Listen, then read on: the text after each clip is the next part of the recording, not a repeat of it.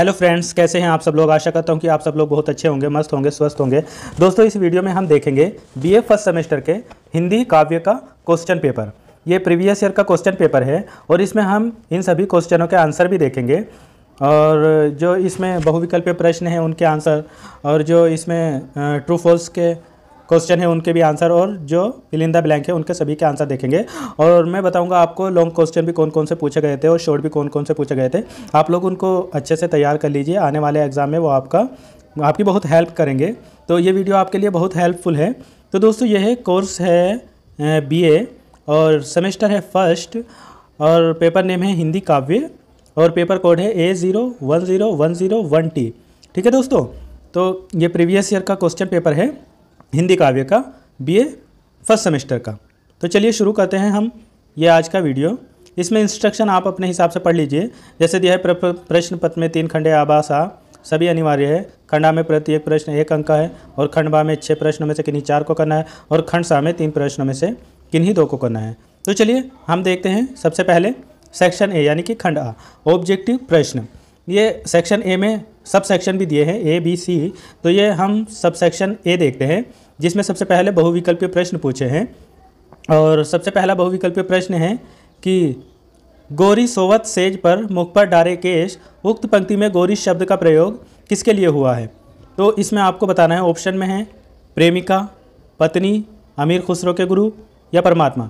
तो इसका सही आंसर है ऑप्शन सी, अमीर खुसरो के गुरु। दूसरा प्रश्न इसमें पूछा है, इनमें से कौन सा कवि सूफी काव्य धारा का नहीं है। ऑप्शन ए रसखान, बी जैसी, सी मुल्ला दाऊद और डी मंझन।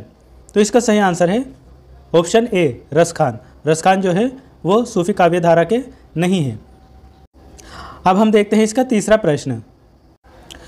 दोस्तों, इसका तीसरा प्रश्न है, इनमें से कौन अष्टछाप का कवि नहीं है। Option A Kumbhandas, option B Krishnadas, option C Nanddas और ऑप्शन डी केशवदास। तो इसका सही आंसर है ऑप्शन डी केशवदास।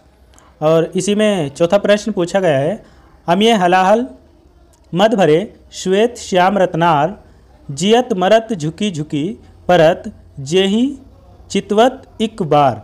उक्त दोहा किस कवि का है। इसमें पूछा गया है कि यह दोहा किस कवि का है। Option A Bihari, option B Ghananand, option C Dev और ऑप्शन डी सैयद गुलाम नबी रसलीन। तो इसका सही आंसर है ऑप्शन डी सैयद गुलाम नबी रसलीन। इसका पांचवा प्रश्न पूछा गया है इस सब सेक्शन का, आयोग होश बड़ो व्यापारी, उक्त पंक्ति में व्यापारी शब्द किसके लिए प्रयोग किया गया है। Option A Krishna, B Kans, C Uddhav और डी राधा। तो इसका सही आंसर है ऑप्शन सी उद्धव। अब हम देखते हैं इसके जो ट्रू फॉल्स वाले सब सेक्शन बी है, इसी का सत्य अथवा असत्य बताइए। तो इसमें सबसे पहला दिया है कि बिहारी रीति सिद्ध कवि है। तो ये बात बिल्कुल सही है कि बिहारी जो है वो रीति सिद्ध कवि है।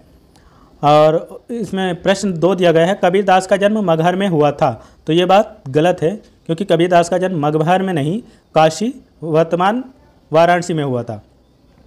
प्रश्न नंबर 3 इसमें पूछा है, कलगी बाजरे की कविता अज्ञे ने लिखी है। तो ये बात भी सही है, कलगी बाजरे की कविता जो है वो अज्ञे की ही है। और चौथा इसमें पूछा गया है, रामचंद्रिका की रचना भक्ति काल में हुई है। तो ये बात बिल्कुल गलत है, क्योंकि रामचंद्रिका की रचना भक्ति काल में नहीं, रीति काल में हुई है। और इसमें पांचवा प्रश्न पूछा गया है, सुभद्रा कुमारी चौहान को आधुनिक मीरा कहा जाता है। तो ये भी बात बिल्कुल गलत है, क्योंकि सुभद्रा कुमारी चौहान को आधुनिक मीरा नहीं कहा जाता, महादेवी वर्मा को आधुनिक मीरा कहा जाता है। अब इसमें सब सेक्शन सी दिया है, रिक्त स्थानों की पूर्ति कीजिए, यानी कि फिल इन द ब्लैंक करना है। तो इसमें दिया है कि इसमें पहला प्रश्न दिया है, प्रथम तार सप्तक का प्रकाशन सन डैश में हुआ था। तो आपको बताना कौन से डैश में हुआ था, कौन से सन में हुआ था। तो इसका सही आंसर है 1943 यानी 1943। और दूसरा इसमें पूछा है, डिंगल पिंगल भाषा का प्रयोग डैश काव्य में हुआ है।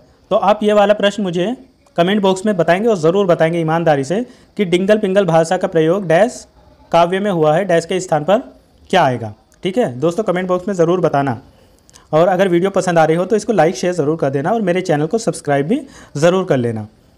इसमें तीसरा प्रश्न पूछा गया है, कठिन काव्य का प्रेत डैश को कहा जाता है, यानी कठिन काव्य का प्रेत किसको कहा जाता है। ठीक है, तो इसका सही आंसर है केशव दास को। ठीक है, केशव दास को, केशव दास को। ठीक है, और इसी में चौथा प्रश्न पूछा गया है, सिद्ध कवियों की संख्या डैश मानी जाती है, यानी सिद्ध कवियों की संख्या कितनी मानी गई है ये बताना है। तो इसका सही आंसर है 84, 84। ठीक है, जिसमें 80 पुरुष और 4 स्त्रियां हैं। इसका लास्ट प्रश्न पूछा गया है, आदिकाल को चारण काल डैश ने कहा है, यानी आदिकाल को चारण काल किसने कहा है यह बताना है। तो इसका सही आंसर है, इसमें 2 लोगों ने आदिकाल को चारण काल कहा है। एक तो सबसे पहले रॉबर्ट सी ग्रियर्सन, मैं यहाँ पे लिख देता हूँ ग्रियर्सन। ठीक है, और दूसरे हैं doctor Ram Kumar Verma, doctor Ram Kumar Verma. Okay, तो ये हमारे सेक्शन ए के सभी प्रश्न कंप्लीट हो गए हैं। अब देखते हैं सेक्शन बी में क्या क्या पूछा गया है। दोस्तों, सेक्शन बी में शॉर्ट आंसर क्वेश्चन यानी लघु उत्तरीय प्रश्न पूछे गए हैं, जिनको जो 4 प्रश्नों में से 4 प्रश्न करने हैं 6 में से। तो देखते हैं कौन कौन से हैं। सबसे पहला है कि रीति सिद्ध, रीतिबद्ध तथा रीति मुक्त काव्य के प्रमुख कवियों का उल्लेख करते हुए तीनों का आशय स्पष्ट कीजिए। तो ये आपकी बुक में अच्छे से दिया हुआ है, आप इसके अच्छे से नोट्स बना लीजिए और इनकी तैयारी कर लीजिए। इसी में दूसरा पूछा गया है, वह तोड़ती पत्थर कविता की विषय वस्तु पर प्रकाश डालिए। और इसमें तीसरा पूछा गया है, अमीर खुसरो पर टिप्पणी लिखिए। और चौथा है, छायावादी काव्य पर टिप्पणी लिखिए। पांचवा, कबीर के समाज दर्शन पर प्रकाश डालिए। और छठा, सिद्ध साहित्य पर प्रकाश डालिए।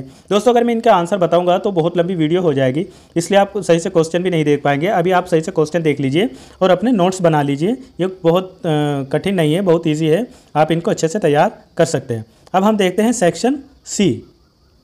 सेक्शन सी में निम्न में से किन्हीं 2 प्रश्नों के उत्तर देने हैं अधिकतम 600 शब्दों में।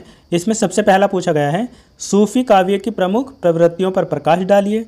और दूसरा इसमें पूछा गया है, आदिकाल की प्रवृत्तियों पर प्रकाश डालिए। और तीसरा इसमें पूछा गया है, भारतेंदु युगीन काव्य की प्रमुख विशेषताओं पर प्रकाश डालिए।